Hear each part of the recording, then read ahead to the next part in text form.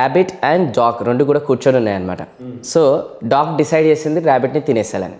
ఇక తెలుసుకున్న తర్వాత ఇక ర్యాబిట్ పరిగెత్తడం స్టార్ట్ అయింది. ర్యాబిట్ ముందల డాగ్ వెనకాల, ర్యాబిట్ ముందల డాగ్ వెనకాల, ర్యాబిట్ ముందల డాగ్ వెనకాల. కొద్దిసేపటి అయిపోయిన తర్వాత ర్యాబిట్ వెళ్ళి ఒక గుహ లోపల దాచుకుంది అనమాట.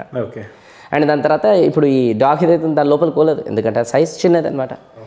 సో ఇప్పుడు అది అంటుంది అనమాట, ఏది డాగ్, అరే ర్యాబిట్ నీకన్నా నేను సైజులో పెద్ద, ఆలోచనలో పెద్ద, అన్నింట్లో కూడా పెద్ద, అయినా కూడా పరిగెత్తే ప్రాసెస్లో నేను క్యాచ్ చేయలేకపోయాను. వై?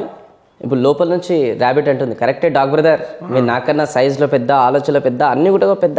మన ఇద్దరం పరిగెత్తున్నప్పుడు నేను నా లైఫ్ కోసం పరిగెత్తున్నాను, నువ్వు నా లంచ్ కోసం పరిగెత్తున్నావు. That is the difference. ఎందుకంటే జనాలు ఎవరైతే ఇప్పుడు ఈరోజు ఈ మంత్ గడిస్తే చాలు, ఈ పూట గడిస్తే చాలు అనుకున్న వాళ్ళు, వాళ్ళ యాక్షన్స్, వాళ్ళ ఆలోచనలు కూడా ఆ లెవెల్లోనే ఉంటాయి. ఎవరైతే వాళ్ళు ఒక లైఫ్ కోసం పరిగెత్తారు చూడండి, వాళ్ళు అంతకు మించి సాధిస్తారు, వాళ్ళ యాక్షన్స్ కూడా అలానే ఉంటాయి అన్నమాట. అంటే మనమే ఈరోజు ఏం చేసుకున్నామంటే ఒక బౌండరీ గీసుకొని అందులో కూర్చున్నాం అనమాట. ఇంకా విడమర్చి చెప్తా, ఇది సూపర్గా ఉంటుంది ఇది. ఎందుకంటే జనాలు ఎందుకు ఈరోజు లిమిటెడ్ లైఫ్, లిమిటెడ్ సక్సెస్ అనేది అనుభవిస్తున్నారు. కొంతమంది జీవితంలో ఎలా ఉంటుందంటే ఈఎంఐ లైఫ్ అంటారు అనేది. అంటే ఇన్స్టాల్మెంట్లో ఫ్రిడ్జ్, ఇన్స్టాల్మెంట్లో ఫోను, ఇన్స్టాల్మెంట్లో లైక్ కూలర్, ఇన్స్టాల్మెంట్లో ఏసీ, ఇన్స్టాల్మెంట్లో ఇల్లు, ఇన్స్టాల్మెంట్లో పెళ్ళి, ఇన్స్టాల్మెంట్లో వైఫ్, ఇన్స్టాల్మెంట్లో ఇద్దరు పిల్లలు, ఆఖరికి వీళ్ళ జీవితం మేమిద్దరు మాకిద్దరు అనమాట. ఈ జీవితం ఇన్స్టాల్మెంట్లే పోతుంది. ఆఖరికి పోతప్పుడు ఇన్స్టాల్మెంట్లే పోతారు వీళ్ళు. హాస్పిటల్ బిల్ కూడా ఇన్స్టాల్మెంట్నే అంతే. సో ఎందుకు ఈ ఇన్స్టాల్మెంట్ అయిపోయింది లేదంటే దిస్ ఇస్ వాట్. వాళ్ళు పెద్దగా ఆలోచించలేరు, వాళ్ళ కంఫర్ట్ జోన్ అనేది తీసుకున్నారు అనమాట. ఇప్పుడు ఒక క్రికెట్ ఉప్పల్ స్టేడియం మీకు ఐడియా ఉంటే దాన్నే తీసుకుందాం మనము. ఇప్పుడు ఒక బౌండరీ ఉంటుంది కదా క్రికెట్లో, ఆ బౌండరీ మధ్యలో పిచ్, దాని తర్వాత ఎంపైర్, దాని తర్వాత ఏది బ్యాట్స్మెన్, దాని తర్వాత బౌలర్ కదా. సో వీళ్ళు ఏం చేస్తారనంటే ఆ బౌండరీ ఉంటుంది చూడండి, దాని దగ్గర చేస్తారన్నమాట వీళ్ళు. కంఫర్ట్ జోన్ క్యాండిడేట్ల గురించి ఆ బౌండరీని దగ్గరికి వేస్తారనమాట. ఎక్కడ పెడతారు తెలుసా? ఎంపైర్ పక్కన పెడతారనమాట. ఇక వీళ్ళు చూడండి, వాళ్ళు బాల్ ఎక్కువ వాళ్ళు 4 గంటగానే వీళ్ళకి సాఫ్ కొడతారు, ఏ 4 వెయిన్ అట్లా బతురు వీళ్ళు డైలీ లైఫ్లో. అసలు నిజమైన కిక్ ఎప్పుడు ఉంటుంది అంటే ఆ ఉప్పల్ స్టేడియంలో మొత్తం క్రౌడ్ ఫుల్ అయిపోయి, దాని తర్వాత చూడడానికి, ఆ మ్యాచ్ చూడడానికి కొన్ని వేల మంది వచ్చి, దాని తర్వాత ఈ పర్సన్ ముందరకు వచ్చి 6 కొడితే అప్పుడు అందరు లేచి నిల్చొని క్లాప్స్ కొడితే అందులో కిక్ ఎట్లా ఉంటుంది? అది ఎప్పుడు వస్తుంది? కంఫర్ట్ జోన్ నుంచి బయటకు వచ్చినప్పుడే అలాంటి మ్యాచ్ మనం చూడగలుగుతాం, ఆడగలుగుతాం, అన్నీ చేయగలుగుతాం. ఇది ఆడాలంటే ఇప్పుడు చెప్పినా కదా, ర్యాబిట్ వర్సెస్ డాగ్. వీళ్ళు ఎంతసేపు ఆ లంచ్ కోసం, సర్వైవల్ కోసం మంత్రి గడిస్తే అనుకున్నంతసేపు బౌండరీ చిన్నగా, యాక్షన్స్ దాని తగ్గట్టు సెలబ్రేషన్స్.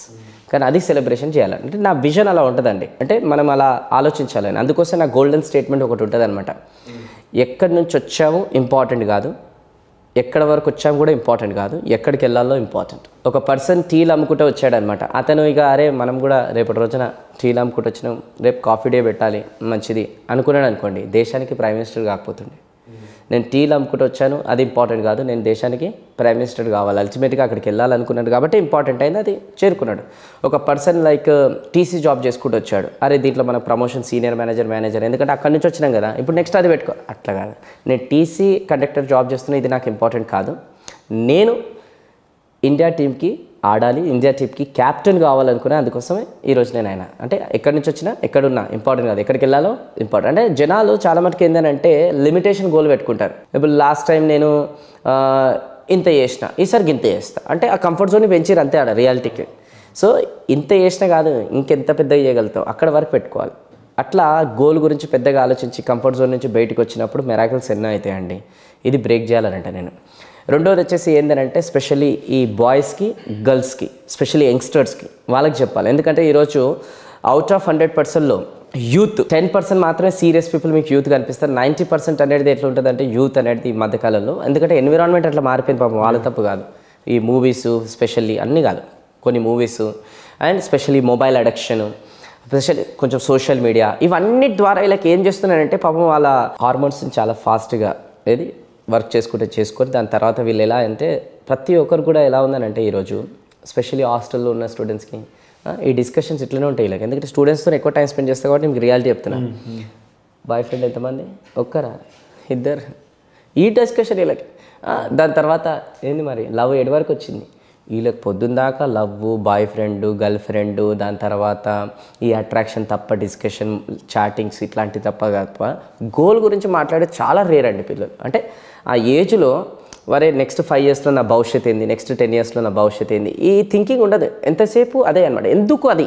బికాస్ ఆఫ్ పొద్దున్న లేస్తే యూట్యూబ్లో ఇంకా సోషల్ మీడియాలో అన్నీ కూడా లవ్ సాంగ్సే, ఎమోషన్స్ రిలేటెడ్ ఇట్లాంటిది, ప్రేమ ఇలాంటివే నడుస్తున్నప్పుడు వాళ్ళకు కూడా అలా ఆలోచించడం తప్పేం కాదు. అది ఇది నడుస్తుంటుంది అనమాట. సో అందుకోసం యూత్కి చెప్తుంటాను స్పెషల్గా, ఒకటి అమ్మాయిలకు ఇంకోటి అబ్బాయిలకు అనమాట. అమ్మాయిలకు ఏం చెప్తుంటారంటే ఈ మధ్యకాలంలో బయట టాక్ అనమాట, కంటే కూతుర్నైతే అసలే కనద్దు. ప్రెగ్నెన్సీ టైంలో చాలా మటుకు ఇప్పుడు అమ్మాయిని తెలుసుకున్నాను అనుకోని చంపేస్తున్నారు బయట. ఎందుకు అందుకోసమే ఆడపిల్లలు కూడా సమాజంలో మధ్యకాలంలో తక్కువైపోతున్నారు. ఆడపిల్ల పుట్టిందనగానే ఎలా ఉంటుంది అంటే కొంతమందికి అమ్మాయి అబ్బాయి పుడితే బాగుంటుంది, ఎందుకు కట్నం తీసుకొస్తారు కదా. అమ్మాయి మళ్ళీ పెంచాలి, పోషించాలి, మళ్ళీ ఖర్చు పెట్టాలి, మళ్ళీ ఏం చేయాలి, రేపు సాగనంపాలి, మళ్ళీ దానికి కూడా కట్నం ఇవ్వాలి మళ్ళీ. ఇదంతా పెద్ద ప్రాసెస్ అని చెప్పి పేరెంట్స్ చాలా మటుకు ఇలా ఫీల్ అవుతున్నారు. ఎందుకంటే సిస్టమ్ అట్లుంది కదా మన దగ్గర. అందుకోసం వాళ్ళు బెస్ట్ ఏమని కూడా తెలుసా. అందుకోసమే చూడండి మీరు చాలా మటుకు అబ్బాయి పుట్టిండ గ్రేట్ దావత్ పెద్దగా చేస్తారు. మళ్ళీ అమ్మాయి ఇక వాళ్ళు చెప్పుకొని కూడా 100 సార్లు ఆలోచిస్తారు. ఒక్కసారి ఇట్లా అమ్మాయి పుట్టంగానే ఇప్పుడు నర్సు బయటికి తీసుకురాగానే బహుశా ఫాదర్ అండ్ మదర్ కొంచెం హ్యాపీగా ఉంటారు, కానీ అది 5 నిమిషాలకే.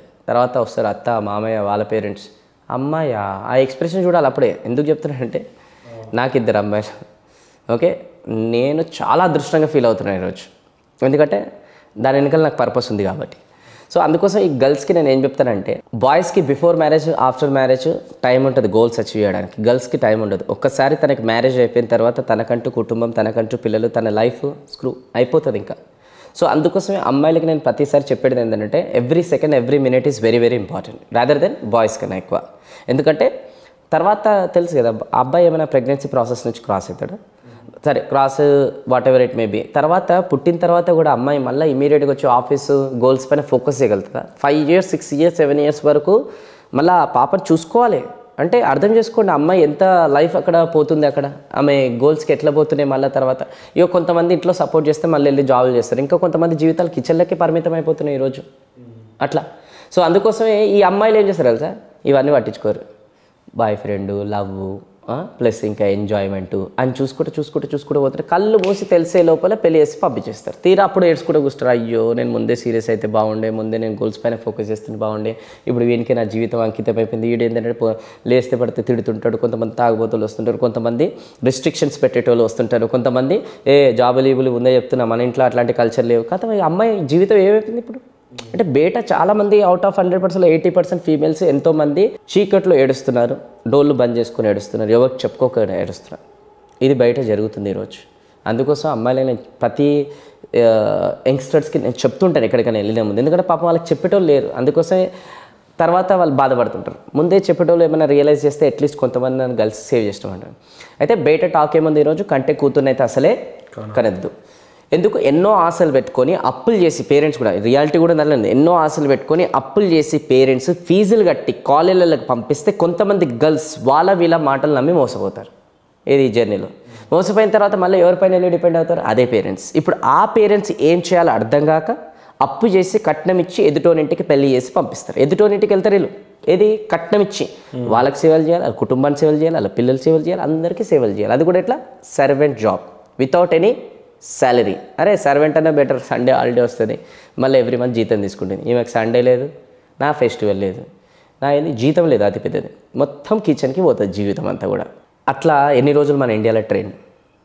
ఇంత కష్టపడి ఇప్పుడు వీళ్ళందరూ కూడా ఈ గర్ల్స్ బయట వెళ్ళి కష్టపడి చదువుతున్నారు ఎవరి కోసం? సర్వెంట్ జాబ్ చేయడానికి. బై ద వే ఈ ట్రెండ్ ఆగాలండి, ఈ ట్రెండ్ మారాలి. నా గోల్స్లో ఇది వన్ ఆఫ్ ద గోల్ అనమాట.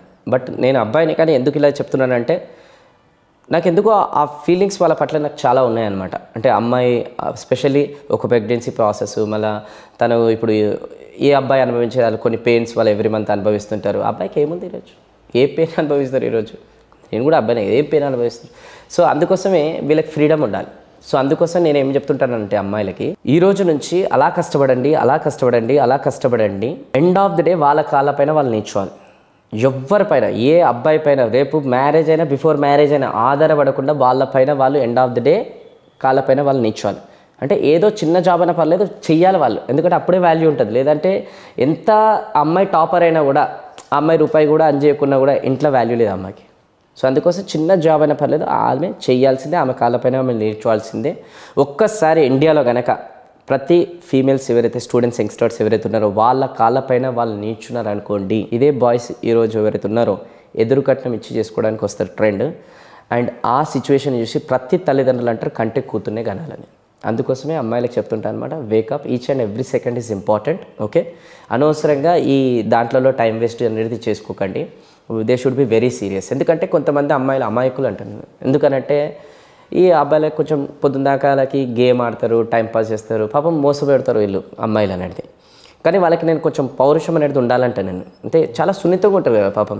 ఇప్పుడు ఒక డాగ్ ఉందనుకోండి, కొంచెం లాంగ్వేజ్ అది వేరు ఉంటుంది, ముందే వాళ్ళకి క్షమించాలి నన్ను. ఒక డాగ్ ఉంటుంది, దాని చుట్టుపక్కల అక్కడిక్కడ 2-3 సార్లు తిరిగారు, కొంచెం ఇట్లా అన్నారు అనుకోండి, ఏం చేస్తుంది?